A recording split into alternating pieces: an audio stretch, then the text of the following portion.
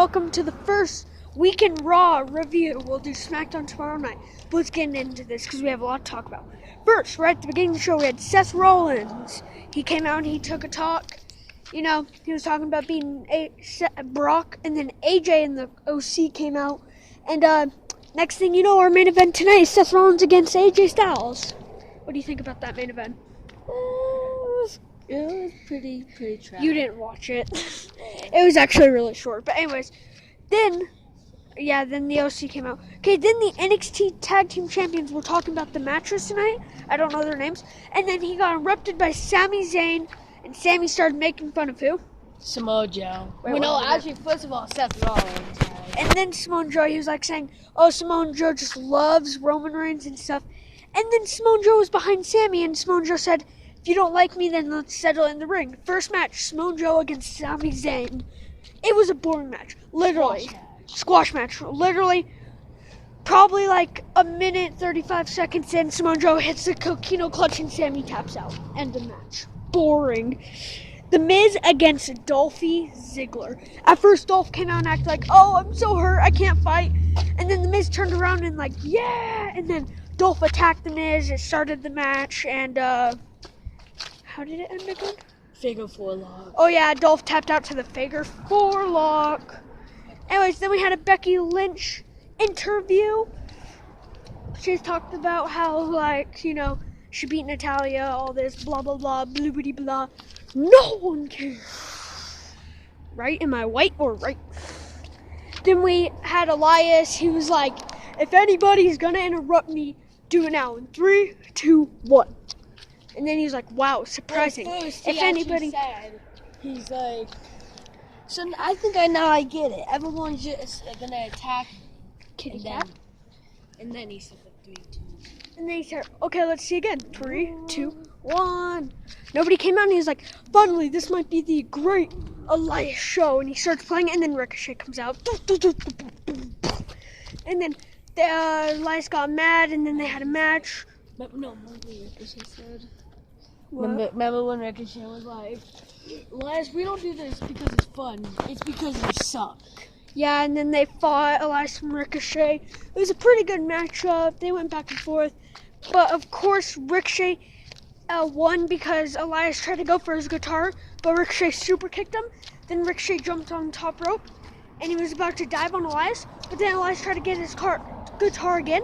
So Ricochet jumped and did a sunset flip powerbomb into a rope pin. 1, 2, 3, and Ricochet took home the win. Elias did have his shoulder up, but the referee Elias had his shoulder up on the side. The ref was standing right here. The ref was on this side, so he had this shoulder up, but the ref didn't see the shoulder up because it was on not the side the ref was on. So technically, Ricochet won by falls.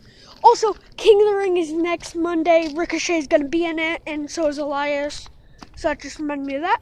Okay.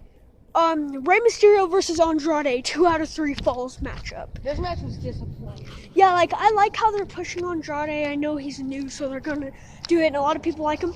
But you're not pushing a legendary god named Rey Mysterio. He's a very good wrestler, and you guys are just throwing him in the trash. Yeah, but you guys prayed for him to come back. Why aren't you pushing it? Yeah, and now you wrestling WWE made him get 2 swipes. Rey did not get 1 pin in this whole matchup.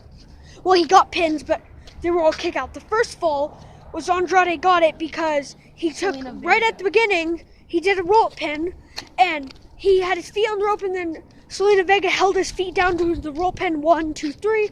A little bit later on in the match, Andrade, Rey got distracted, was it? Yeah. And then he turned around and got hammerlocked, DDT'd by Andrade. 1, 2, 3. A clean swipe. Rey does not even get 1 fall in this matchup. That is complete bull crap. What do you think about him not getting a fall? That was bull crap. Okay, anyways, then we had Michael Cole FaceTime not Vince McMahon. Michael Cole. Oh yeah, Rey got all sad and talked about his family, so I think he's quitting. Yeah, he was just like my family. But then they had a FaceTime with Stone Cold on Skype. They just asked him, how do you think about Seth? He said he's a pretty good wrestler, and then they asked him about his TV show, blah, blah, blah. Nobody gives a crap. And then they had the Ray interview where he said, my family, and then left. Then the NXT Tag Champions started talking about the matches coming up, and then they supported Rey Mysterio. They told him to hang in there. You missed that part. They told him to hang in there because he's a good wrestler. Anyways, then we had a Drew McIntyre interview. He just said this will be the end of his and Cedric's rivalry. Then we had Cedric against Drew. By far, my favorite out of all the matches they've had against each other, Cedric and Drew. It was a pretty good match. The ending was great. Cedric tried to run at Drew, and Drew hit him with the Claymore, and he flipped like crazy. And it was 1, 2, 3. Drew McIntyre takes home the win. Almost got victory. Yeah. And then, the OC had a little talk backstage. AJ was like, oh, Seth didn't even beat Brock Lesnar. They all making fun of Seth, and that was about it. Nope. What? Keep on forgetting. Remember when the club made fun of AJ for not beating Brock? Oh, yeah. The club made fun of AJ because he didn't beat Brock at Survivor Series. Boo-hoo. Which I thought at that point, I thought they were going to betray him in this match. And then Paul Heyman walked madly down the hallway and went into Brock's room and slammed the door. Came back, and then we had Robert Roode against No Way Jose. A completely useless match that went on for like squash match technically. That went on for 3 minutes, and then Bobby Roode won with the glorious DDT. Robert Roode, whatever. Then we got a Paul Heyman interview. He's mad because Brock doesn't get another shot at Seth's Universal Champion. Yay.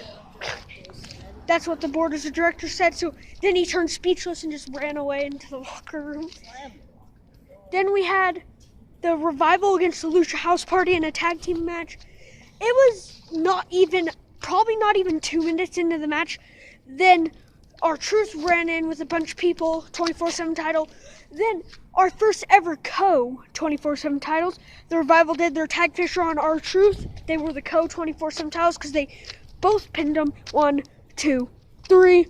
Oh yeah, also, when they ran in, R-Truth accidentally hit Kalisto, which made it was a DQ. So Lucha House Party won by DQ. Anyways, and then after that, R-Truth won back the 24/7 title. Didn't he roll pin one of the Revival members? No, he was just knocked down. I can't remember why. Oh yeah, R-Truth knocked him down in pin. And then, Lucha House Party won by DQ. R-Truth ran under the curtains under the stage and hid, but he didn't see Elias behind him, and then Elias hit R-Truth with the guitar. 1, 2, 3, and right now Elias is our 24/7 champion, plus he is 3-time 24/7 champion. Pretty cool. Then we had Natalya came out and talked because she dislocated her shoulder, and I think probably the best moment of the night, Sasha Banks. Had a dream I would have made it. My favorite diva on the roster came back. She acted like she was supporting Natty and then hit her, took off her hair. 1 minute. Took off her purple hair because it was a wig now, and she has blue hair now. Then Becky tried to come out and save Natalya, but Sasha Banks just wrecked Natty and Becky. So I think we're going to get Becky against Sasha at Clash of Champions for the Raw Women's Championship. That Sasha's going to win. Because for some reason she randomly came back tonight. Anyways, squash match. The Viking Raiders against Carter and Sebastian. I didn't see I couldn't read. It was Carter something. It was Carter Monsu or something like that against Sebastian something. And Carter and Sebastian got wrecked. They won. They lost to the Viking Raiders because of their tag move on Carter. 1, 2, 3. It's probably like a 4-minute match, not even a quick. No, probably less than that. Like a 2-minute match. They were about to win until he grabbed his head. And then Alexa Bliss and Nikki Cross had an interview. They said they were going to beat the Kabuki Warriors. Then they fought the Kabuki Warriors for the women's tag titles. And the beginning of the match was so hilarious because Alexa and Kairi Sane started in, and Alexa pushed Kairi Sane, and then Kairi Sane went like that, like she was gonna hit her, and Alexa went like, ah, all scared, and then all Kairi Sane did was, Ethan, move. 1 minute, guys. Anyways, so there was just a car we had to move because we're sitting in kind of like a parking lot. Anyways, so then because over there's just too many people, so then after that, it just went on. Match went on. Alexa, they won with the Twisted Bliss. Anyways, Seth Rollins had an interview. He just said, AJ, don't forget, you're fighting the man who beat Brock Lesnar twice, and they said, also don't forget that I beat you already, AJ Styles. Then they had their match, and just kidding, it was kind of a boring match. Seth won by DQ because the club ran in and started beating up Seth after the ref tried to make the club leave. And then Braun Strowman and Ricochet both came out and helped Seth beat up the whole OC. Then they all celebrated, and that was the end of Monday Night Raw.